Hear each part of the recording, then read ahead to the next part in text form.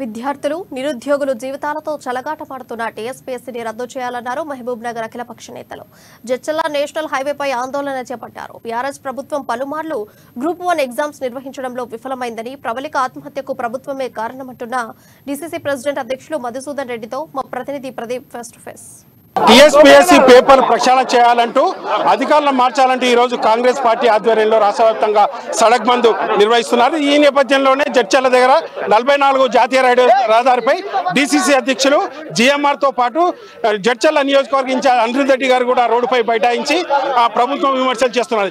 ఇదే విషయమై మరిన్ని విషయాలు డీసీసీ అధ్యక్షులు జీఎంఆర్ గారు ఉన్నారు, వారిని అడిగి మరింత. సార్, ఈ రోజు సడక్ బంద్ ప్రధానంగా సార్ ఎందుకు చేస్తున్నారు?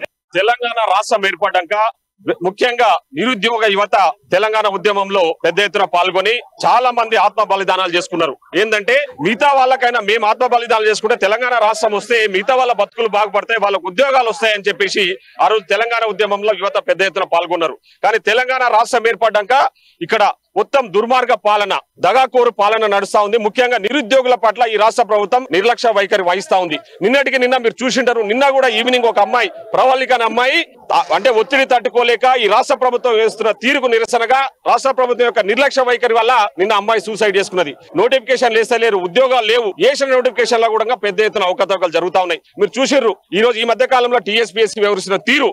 ముఖ్యంగా టీఎస్పీఎస్సీ ఏదంటే టీఎస్పీఎస్సీ ప్రవేశపెట్టిన నోటిఫికేషన్ లో కూడా ఎక్కడికక్కడ అవకతవకలు, లీకేజెస్. నిన్న గ్రూప్ 1 పరీక్ష 2 సార్లు నిర్వహిస్తే ఆ 2 సార్లు నిర్వహించింది కూడా లోపభూయిష్టంగా ఉందని చెప్పేసి హైకోర్టు స్టే చేసింది. దాన్ని కూడా అంటే నిరుద్యోగుల పట్ల ఈ రాష్ట్ర ప్రభుత్వం నిర్లక్ష్య వైఖరి వహిస్తా ఉంది. దానికి నిరసనగా మా అధ్యక్షులు పిసిసి అధ్యక్షులు రేవంత్ రెడ్డి గారు ఇచ్చిన పిలుపు మేరకు, అదేవిధంగా అఖిలపక్ష నాయకులు సిపిఐ, సిపిఎం, టీజేఎస్ అందరూ కూడా కలిసి ఈ రోజు టీఎస్పీఎస్సీని రద్దు చేయాలి, జరిగిన విద్యార్థులకు ఏదైతే అన్యాయం జరిగిందో వాళ్ళకి న్యాయం చేయాలని చెప్పేసి ఈ రోజు వాళ్ళ తరఫున మేము పెద్ద ఎత్తున ఇక్కడ ఈ నిరసన కార్యక్రమం యావత్ తెలంగాణ రాష్ట్రంలో చేపట్టడం జరిగింది. ఈ రోజు రాష్ట్ర ప్రభుత్వం యొక్క నిర్లక్ష్య వైఖరి నిరసన ఎక్కడ చూసినా కూడా రాస్తారోకోలు పెద్ద ఎత్తున జరుగుతా ఉన్నాయి. మేము ఒకటే ఈ రోజు రాష్ట్ర ప్రభుత్వానికి డిమాండ్ చేస్తా ఉన్నది, ఈ రోజు రాష్ట్ర ప్రభుత్వం ఉన్నా లేకపోయినా చేసిన పొరపాట్లు అవుతున్నాయో అవన్నీ సరిదిద్దుకొని ముఖ్యంగా నిరుద్యోగులకు న్యాయం చేయాలి. వాళ్ళకి జరిగిన నష్టపరిహారం ఏదైతుందో ఇయర్స్ టుగెదర్ వాళ్ళు కోచింగ్ సెంటర్లలో ఉండి తల్లిదండ్రులు అప్పులు చేసి డబ్బులు ఇచ్చేసి కోచింగ్ ఇప్పిస్తే వచ్చిన ఉద్యోగ అంటే ఇచ్చిన నోటిఫికేషన్లలో వాళ్ళు పాల్గొని ఎగ్జామ్లు రాస్తే దాంట్లో కూడా అవకతవకలు జరుగుతున్నాయి.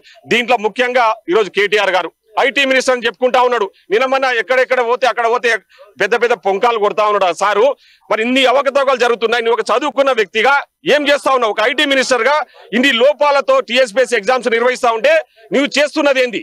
అంటే నీవు దాంట్లో కూడా కీలక పాత్ర పోషిస్తా ఉన్నావు. జరిగిన మోసాలలో మీకు కూడా భాగస్వామ్యం ఉంది కాబట్టి మీరెవరు కూడా ఆ టీఎస్పీఎస్సీని రద్దు చేయడంలో టీఎస్పీఎస్సీ యాజమాన్యం టీఎస్పీఎస్సీని రోల్ చేస్తున్న చైర్మన్ గానీ ఇతర మెంబర్స్ మీద ఎలాంటి యాక్షన్ తీసుకోలేదు.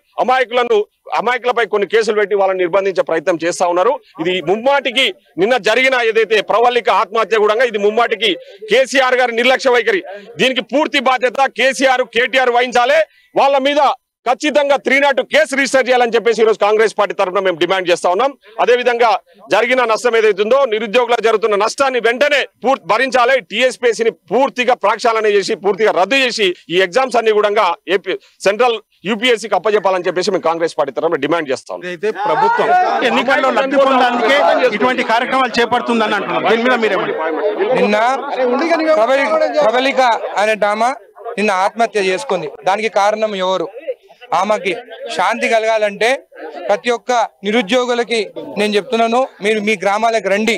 ఈ 40 రోజులు పనిచేయండి. మీరు ఈ 40 రోజుల తర్వాత కేసీఆర్ కి ఇక్కడున్న లక్ష్మారెడ్డి జాబు బీకేయండి. దాని తర్వాత కాంగ్రెస్ ప్రభుత్వం వచ్చిన తర్వాత 100 రోజుల్లో మీకు జాబులు వస్తుంది.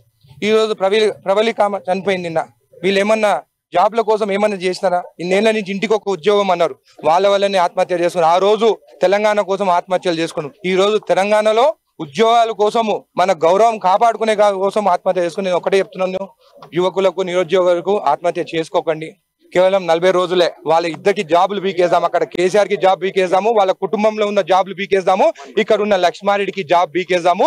దాని తర్వాత 100 రోజుల్లో మీకు జాబ్లు వస్తాయి. దయచేసి ఎవరు ఆత్మహత్య చేసుకోకండి. మీ ఇంట్లో మీ అమ్మా నాయన ఉంటారు, మీ తమ్ముళ్ళు కానీ చెల్లెలు ఉంటారు, ఎంత బాధపడుతారో మీకు తెలుసు మీకు. కాబట్టి మీరు ఆత్మహత్య చేసుకోవద్దని చెప్పి కూడా నేను కోరుకుంటున్నాను. ఈ 40 రోజులు కష్టపడదాం. మీ గ్రామాలకు వచ్చే ఉద్యోగులందరూ మీరు ఈ ఎలక్షన్ లో తిరగండి, వాళ్ళ ఉద్యోగాలు పీకేయాలని చెప్పి కూడా నేను మీకు తెలియజేస్తూ ధన్యవాదాలు. కేవలం బీఆర్ఎస్ ప్రభుత్వం విద్యార్థులకు కానీ నిరుద్యోగులకు కానీ ఇచ్చిన హామీలను తుంగలో తొక్కి వాళ్ళని నానా ఇబ్బందులు పెడుతున్నారు. ఇది ఇక్కడి పరిస్థితి. వీడియో జర్నలిస్ట్ రాజేష్తో ప్రదీప్, అమ్మా న్యూస్, జడ్చర్ల నుంచి.